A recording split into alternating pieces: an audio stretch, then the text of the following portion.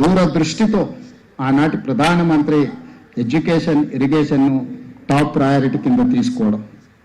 ఈ అంశాలను నేను ప్రస్తావించడానికి ఒక కారణం ఉంది.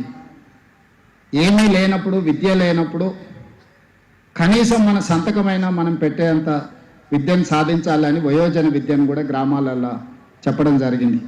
వ్యవసాయ కూలీలు, వ్యవసాయ పనులు చేసుకునే వాళ్ళకు వేదిక మీద ఉన్న చాలామంది ప్రజాప్రతినిధులకు తెలుసు. ఒకప్పుడు గ్రామాలలో వయోజన విద్య అని సాయంత్రం కనీసం చదవడానికి, వాళ్ళ సొంత సంతకం పెట్టడానికైనా విద్యను నేర్పినాం.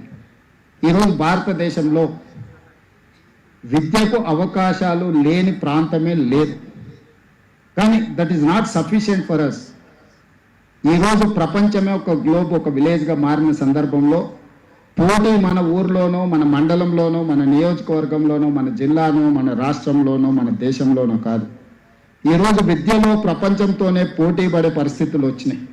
ప్రపంచంతో పోటీ పడాలనుకున్నప్పుడు విద్య అందించడం కాదు, విద్యలో నాణ్యత ఉండాలి, క్వాలిటీ ఎడ్యుకేషన్. అదేవిధంగా ఏఐ తుఫాన్ వస్తున్నది. ఏఐ సునామీలాగా వచ్చి వేలాది లక్షలాది మంది వైట్ కాలర్ జాబ్లు పోతున్నాయి అని చెప్పి రోజు పేపర్లలో, టీవీలలో చూస్తున్నాం.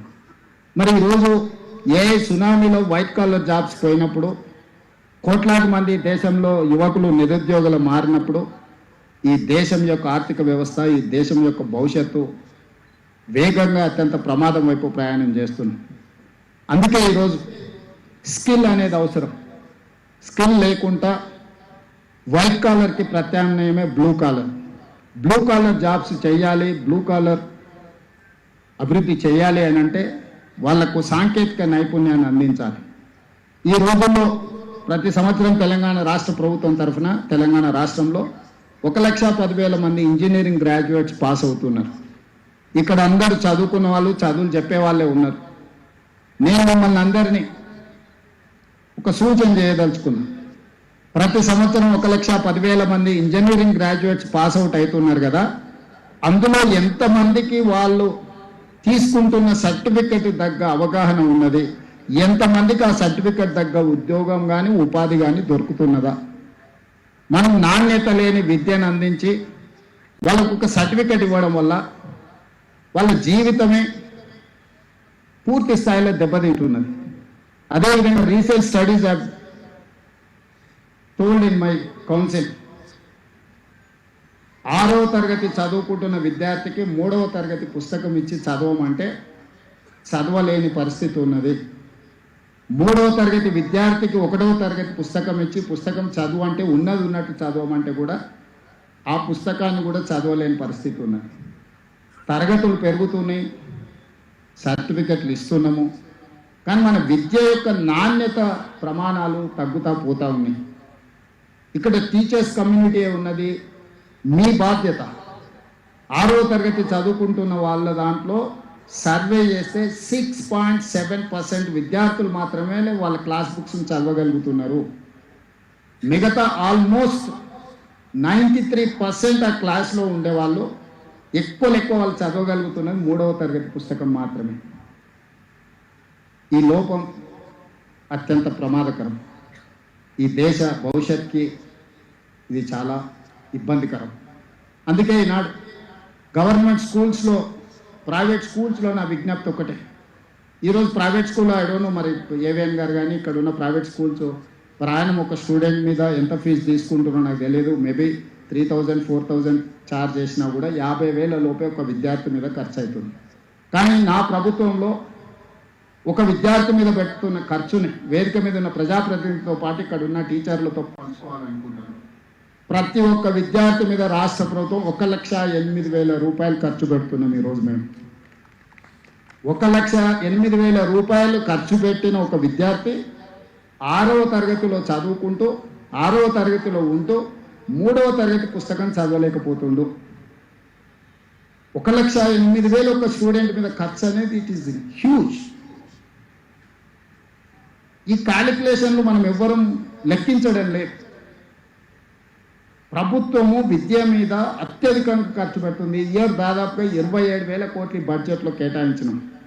మన బడ్జెట్లో 8.3% మన బడ్జెట్లో ఖర్చు పెడితే నిజంగా నాణ్యత కలిగిన విద్యను అందించలేకపోవడం అనేది. రెండవది, ఈరోజు తల్లిదండ్రులు 2 సంవత్సరాలు కాకుండే పిల్లల్ని పాఠశాలకు పంపించాలని, పిల్లల్ని చదివించాలని ప్రయత్నం చేస్తున్నాం. ప్రభుత్వ పాఠశాలల్లో నర్సరీ, ఎల్కేజీ, యూకేజీ వ్యవస్థ లేదు. 5 సంవత్సరాలు నిండిన తర్వాత 1వ తరగతి నుంచే చేర్చుకుంటామంటున్నాం.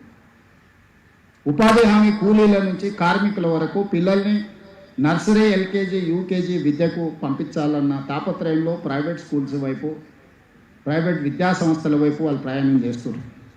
నేను తప్పు పట్టట్లేదు, కానీ ప్రభుత్వం విఫలం చెందడం వల్లనే వాళ్ళు ప్రైవేట్ స్కూల్స్ వైపు వెళ్తున్నారు.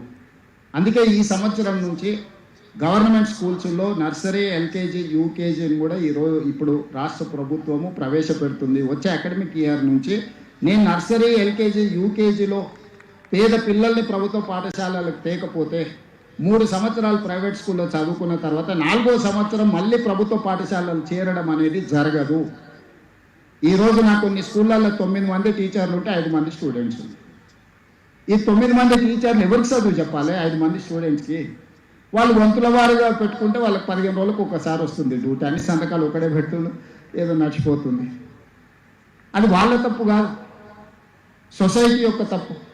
మనం దాని మీద ఫోకస్ చేయకపోవడం వల్ల ఈరోజు ఇంకా కొంచెం స్టాటిస్టిక్స్ నేను ఇవ్వదలుచుకున్నాను.